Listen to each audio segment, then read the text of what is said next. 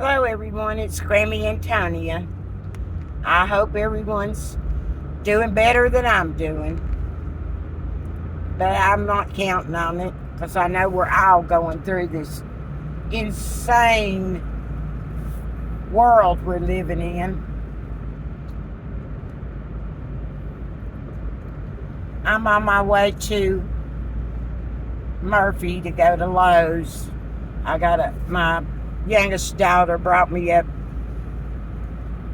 some pieces from an aloe plant that she had that was huge, and I need the right kind of soil to plant that aloe plant.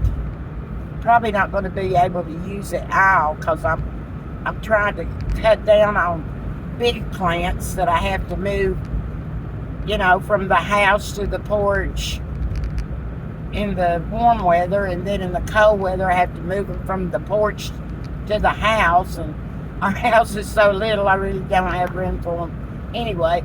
But anyway, I'm going to get some soil and put some of that aloe plant into some dirt and try to find some kind of pot to plant it in. I'm just going to ramble today. The thing on my mind right now is MAGA men. MAGA men. I've lived with MAGA men all my life. And even the ones that claim not to be MAGA men, hey, they don't, just like me growing up with MAGA women. I mean, some of it rubs off on you. You can't help but it rub off on you if that's all you're around.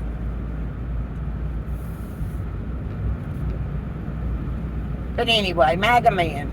One incident I want to tell y'all about is when I was a gaming host at the casino in Cherokee. And there, we had, little handheld radios that would tell, and earbuds where, they would tell us when a certain machine was requesting our help or we needed to pay out a hand pay. So, the eye in the sky, so to speak. Anyway, we had this one man on the radio that had this really nice deep voice. And I always liked hearing his voice. And he seemed so, I don't know, just courteous and nice when he'd talk on the radio. I mean, they all had to be, but maybe it was just it wasn't a rough voice, it was just a deep voice. But anyway, I commented to a couple of friends or whatever that, I liked his voice. His voice sounded good. Wondered what he looked like. Well, anyway, come to find out, I don't remember exactly, but someone probably pointed him out to me in the back of the house in our break room, lunch room. Pointed him out to me. I said, oh. And he looked to be at least 15 years older than me, if not more. So, I mean, that was that to me. Well, then people started coming up to me and telling me that he was interested in me. So, how gossip goes. So, I don't know how it all went down. But they started telling me that he was interested in me. Well, I kept saying, well, he's a little old. And this was during the time of my second divorce after it was all over with. And I felt free from that. And I'm definitely a straight woman. I have always been attracted to men.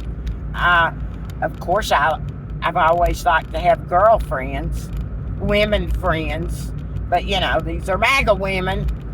But anyway, I'm just saying, I'm totally a straight woman. I always have been.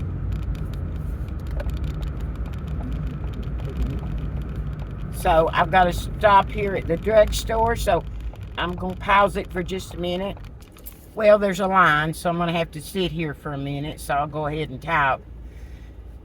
So anyway, people were telling me that he was interested in me, and evidently they had told him that I liked his voice, and this kind of went back and forth for a while. And then he sat down by me one day in the break room and said he just wanted to take me out to dinner. You know, maybe we could be friends. And do some things together. And I kind of put him off. I wasn't interested. And but he kept on and on, and people kept on and on. And so finally, I told him, all right, we'll go to dinner. So we set a date, and he came to get me. And my youngest daughter and one of her friends was at the house when he came and pulled up in the driveway. And oh my gosh, they were looking out the window, and they closed the curtains and were laughing and hollering at me. He said, oh man. He said, oh man, oh my God, and oh man.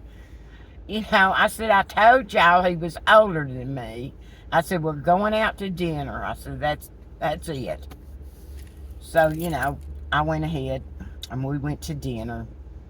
It was okay, but as I say, the longer we conversed over dinner and talked, mostly about work, but a few other things, I knew I wasn't interested in him. I wasn't attracted to him. So on the way home, he was talking about, he had been married before, maybe twice, I believe. But we were just talking, and I said, well, let me ask you a question. He said, okay. I said, how come you don't date women your own age? And he said, well, I knew that was coming. I just sat there and waited for his answer. And then he said to me, he said, well, all the women my age are just crazy. I said, oh. To me, that was a huge red flag. But anyway, it took me on home, and needless to say, I didn't go out with him anymore, and he didn't ask me anymore. I think that one question kind of let him know and me know that we didn't need to be dating. So, MAGA men.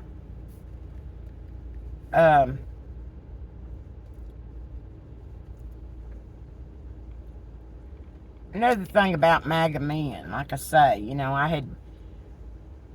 that was my second divorce, and the dating scene after my second divorce was almost non-existent for me because being where I live. And I just wasn't going to take any bull from any man. So there was just one dude at work that, at first he was so friendly, and he was sort of good looking, and we talked some when, at the back of the house of the casino. And anyway, there was a group of us that went to a ball game. Well, I'll tell you about that in a minute. But anyway, the more he talked to me, the more I just felt like I wasn't interested. So I was friendly, but I didn't like him, I guess, as much as he was interested in me. So he started calling me the ice queen. That I was cold. So I got that little label for a while, the ice queen. Because, I had just come out from under that divorce I'd went through, and I was trying to be so cautious. So I got the label Ice Queen.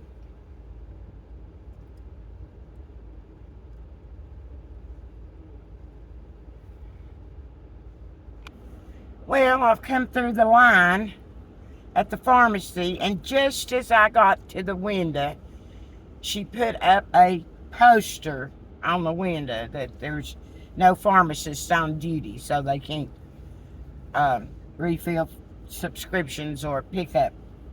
We can't pick up prescriptions.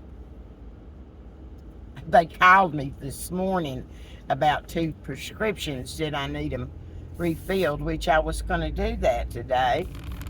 But I told them on the phone, yeah, go ahead, because I knew that they needed to be refilled. So just as the 3 cars ahead of me got through the line, then I get up there and they put up that poster. Just a normal, everyday little frustration, but on top of everything else, it's a lot. Oh my goodness, my goodness. I know I haven't talked to y'all in a few days because I've been trying to take a break. I mean, for my own sanity and mental health. Does anybody remember the song that Heart, the female group, rock group from Seattle, sang? Crazy on you, let me go crazy on you. And there's a line in it where it says, what you gonna do when everybody's insane?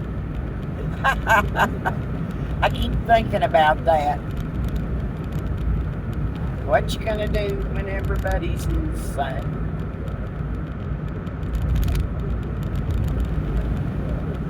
Oh, and another thing. When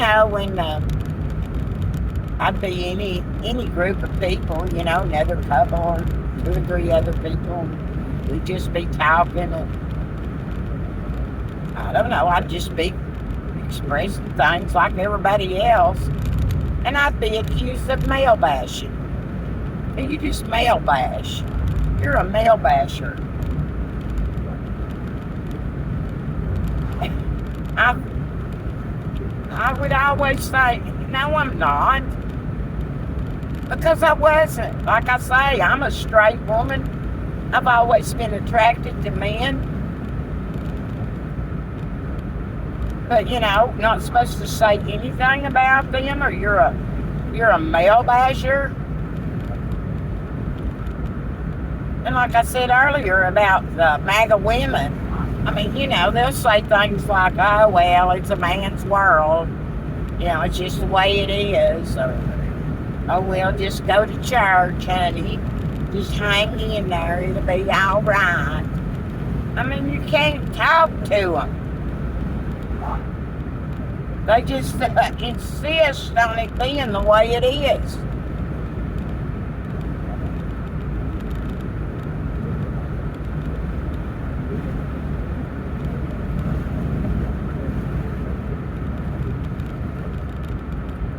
This morning I was thinking about movies. I always loved movies. I can remember when I was young, and not long, I think we had a TV when I was born in 52. I believe, I don't know, maybe it was a few years later. Because I do remember when my grandparents got their I guess, first TV. But anyway, on Saturdays, in the afternoon, they would show movies. And they were older movies then. And I remember some of my favorites were like Jimmy Stewart. I loved Jimmy Stewart movies. And I loved Susan Hayward. I really liked her. She was red-headed, had like a little bob haircut. And she always played these real dramatic women, that were, like one of them was a woman that was on death row and she was going to be executed. Maybe it was the story of the first woman executed in America. I don't know. It was a real, I can't remember. It's been so long since I saw the movie. Don't even remember the name of it. And I'd watch movies, like, I went through a phase where I watched Mae West and W.C. Fields and those funny movies. And And I watched some westerns because there was a lot of westerns on. But anyway, then as I got older, I started being able to go to other movies, see other movies. And I think I told y'all one time, maybe, I don't know, but for the people that don't know, I remember going to see It's a Hard Day's Night. And I was like in the 6th or 7th grade, I guess, maybe younger. And how much I loved that movie. In fact, I even shed tears when it was over with. I just so enjoyed it. And my sister, she was married for a short period of time, the first time. And after she got her divorce, she lived in Baltimore, Maryland. And after she got settled in with her job and apartment and all that, my mother and I went up there and stayed a weekend with her. And we went to a couple of movies. And I picked Romeo and Juliet. And I remember that so well. And my sister picked Funny Girl. So we went to see Romeo and Juliet and Funny Girl. And Funny Girl had Barbara Streisand in it. Oh, and I loved that movie. And through the years, I've always, if that movie comes on TV or I hadn't seen it in a long time, I'll watch it again. And I remember going to see Jaws. Must have been around 74 or something. It's when he first came out.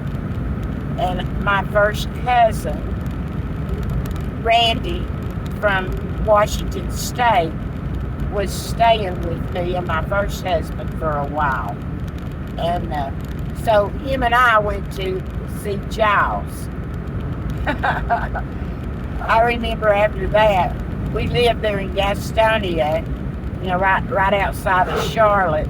So usually in the summertime, we'd go down to Myrtle Beach for a long weekend, almost every summer. So the next time I went to the beach, I can remember being where I love the ocean. I absolutely love it, but I was very weary, and everybody was doing that music, even in the swimming pool. It was just like everybody was afraid of sharks.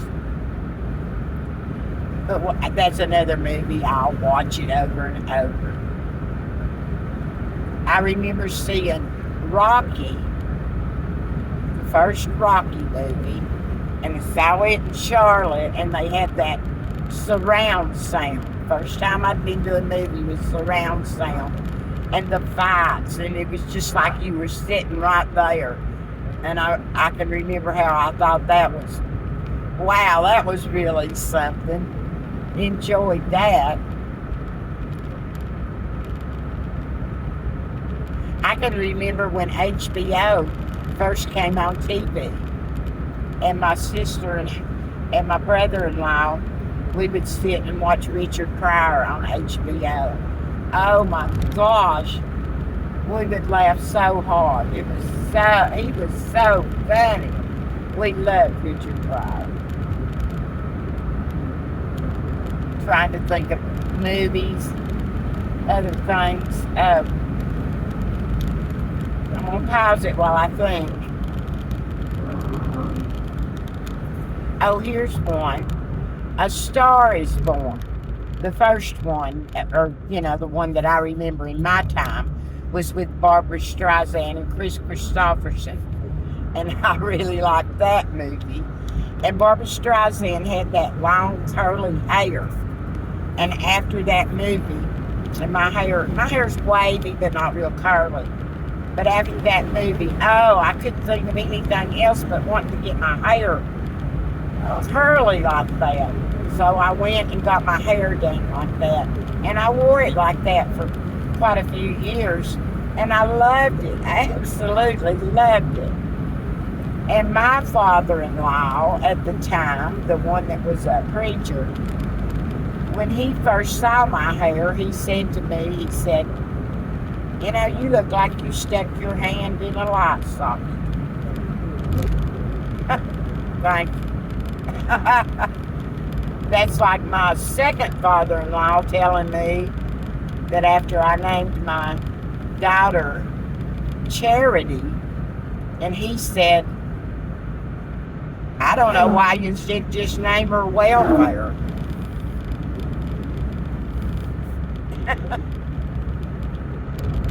I don't know. Are they trying to be funny or are they just being mean? I don't know. I've never known. I try to laugh. I try to laugh at some of the crazy things that are said to you all through the years. But, you know, you just, I guess now especially, I realize that those kind of things take a toll on you if it's constant. If it's a constant thing. Whenever you do whatever you do. When my sister had cancer, well, she was diagnosed with cancer 15 years after that, it came back. She did everything the doctors told her to do, and I helped her with all her hospital visits and chemotherapy and all that. And then the cancer went into remission. So then 15 years later, the cancer came back with a vengeance. And I was with her, like I had said before, from January to August. I was her primary caretaker and was with her all the time. And during that time, we watched a few movies, 3 or 4. You know, that was back in the day when you could go to the video store and rent movies.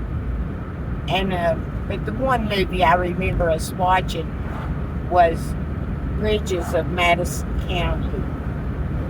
And she was in her bedroom, and the living room was just right outside the bedroom. And I was, at that time, sleeping on the couch in her living room.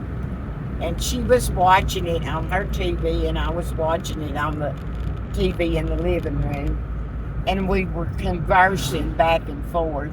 But we both so enjoyed that movie. I mean, it was just a real romantic, heartwarming and heart-wrenching movie. Meryl Streep and Clint Eastwood.